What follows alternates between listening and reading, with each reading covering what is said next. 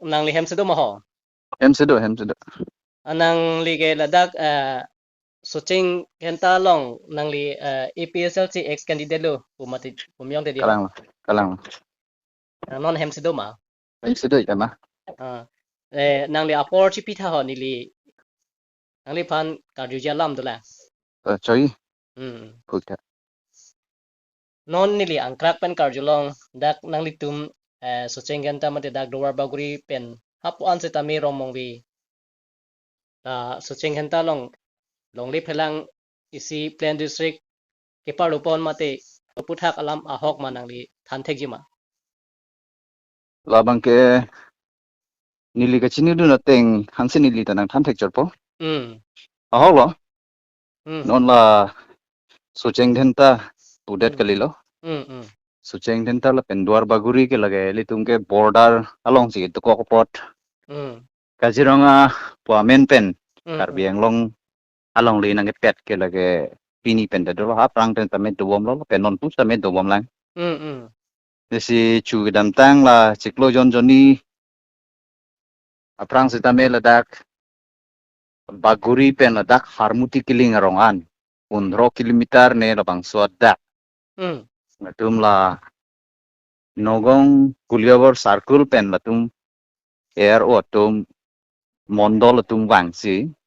atum la pu Karbi Anglong kedai ana la tum nang pun lo dak ki japon bangke plain district anat sorkari gang bura la baguri long situ alang ni japon lo lapen elitung Karbi Anglong long sorkari gang bura sta medo pu alang ni men bang ni li chini nela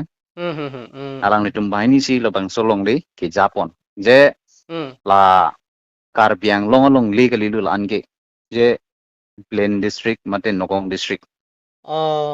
pula bang so kamatha pen sila tum long li nang pun lo tang te la so lama puthak ko son si nang li birta ke long dun lo la nili phantai nut ta bang pu alang ni ta detail sini ne sita punang than phun ben sini li phanta nang than ama nili ta ekedin dam delang opini alom dam ji puse kamatha nili tum nang li tum pini alom nang li tum humri dam yima la so puthak ahok rara chatai long wan pithek jima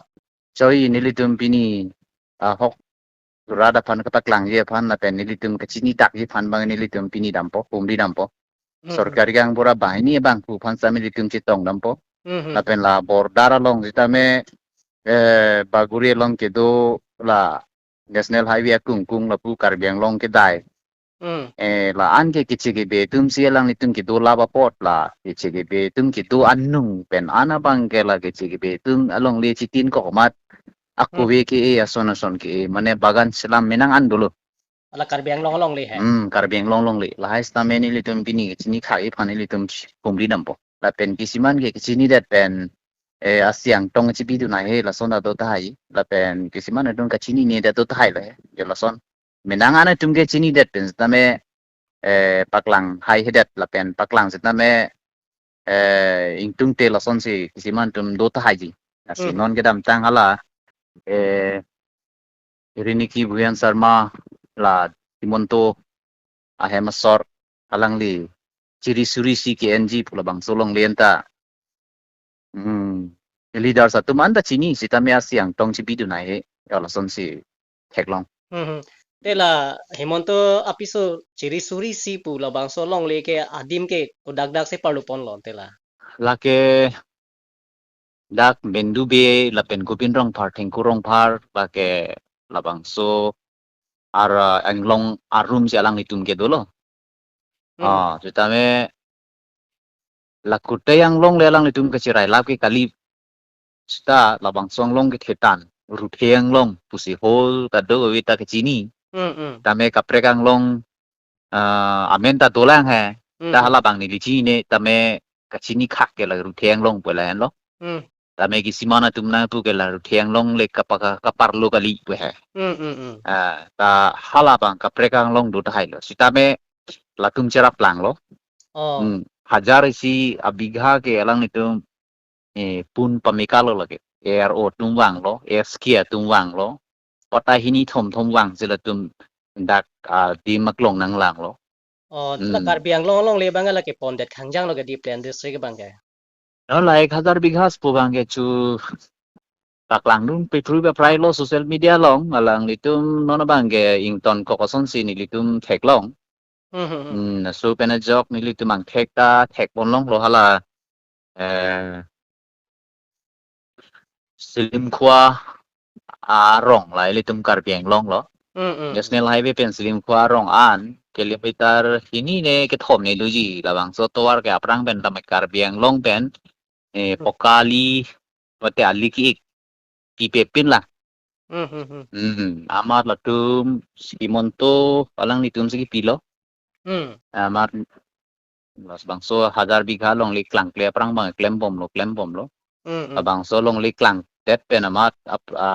alang ki klang det pen alang litum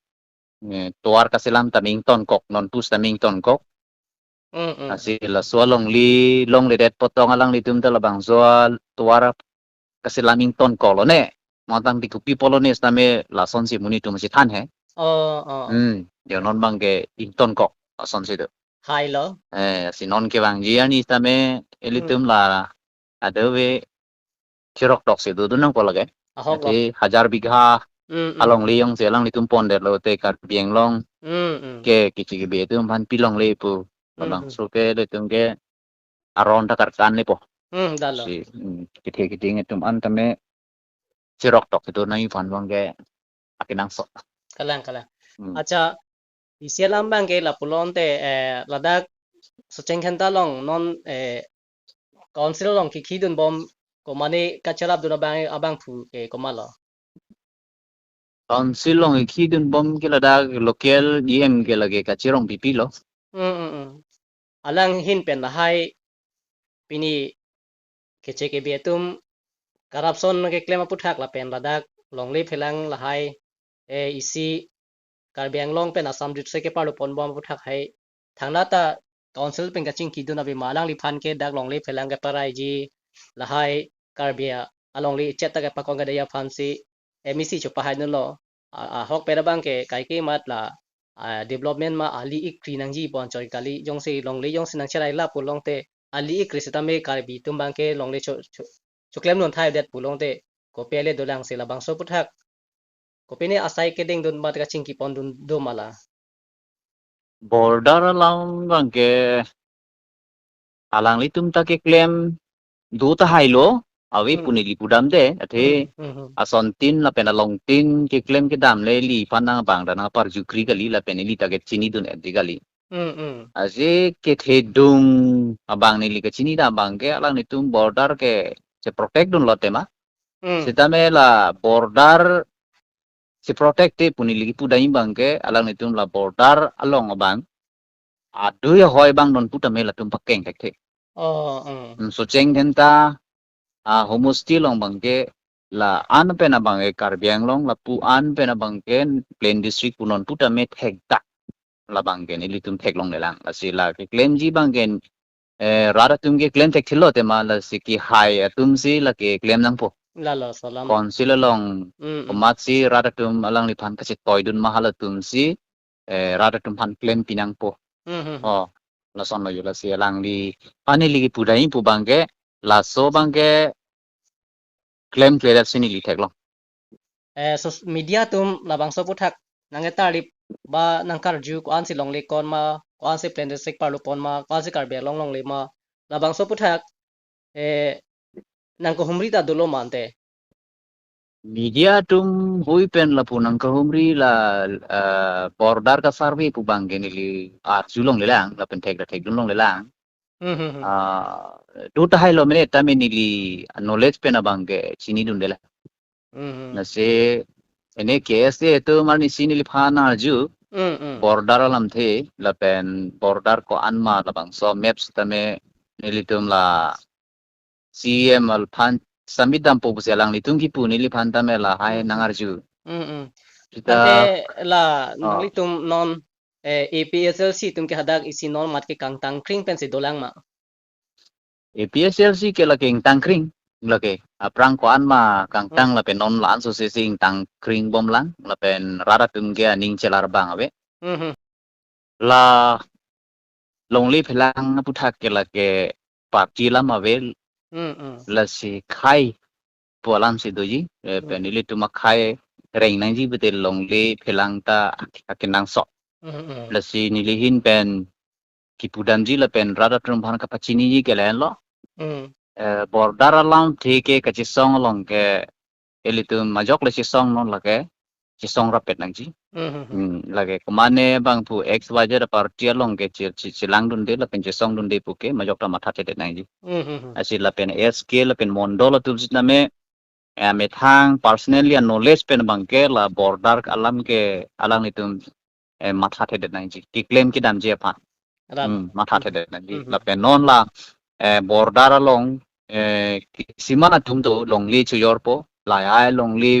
abang ke karbiang long si aprang ke dolus tame api kaprek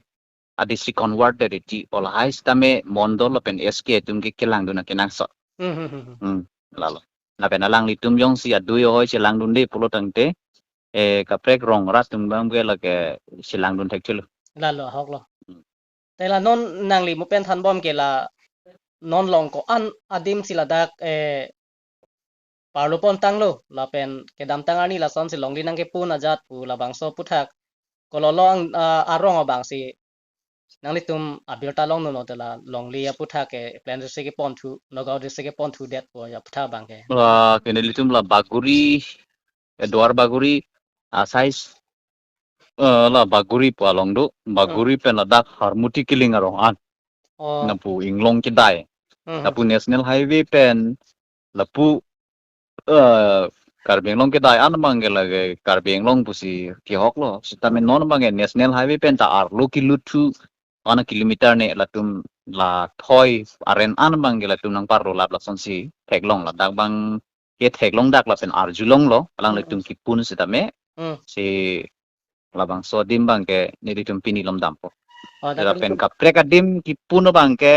in la son bang thek long le lang he sitame nono son bang khai nang dudun po long li chinam chet po karbeng long li chinam po ha ku ka preka nogong disi converted ola son bang te dulu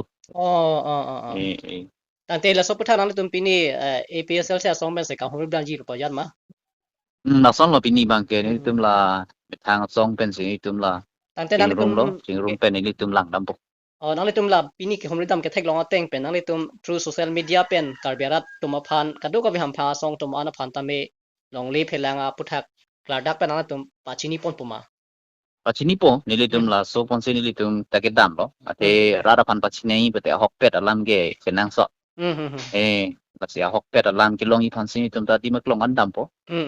la sini li labang so puthak ko ana hok ma hok he ma ba nang li haladak ke nang li phan sia berta long nang li hadak APSL sing tang kring hadak nang li pinian stame do thip le pen long li phelang phan kaching hon kai ke ta nang li isi krung chen ver pu ar ju long se ni li alang li chini ji po puthak sini nang kar ju he cholo choro lo la sini le bang so aputhak awareness nang li ipia puthak ni li la bang so ni li chatai long pen pite chok chi ma chơi là bằng cái ra ra pan pak lang non ni no le sa teng ben sinang ni tum panang than dun lo pot cái rat pak lang da chok ơi den te ho la simbo ko mo social media trupe ta me hok pet pini nang tum ka hom ri da pen pakang thu tha sar de oi ta chơi den te ho oi ta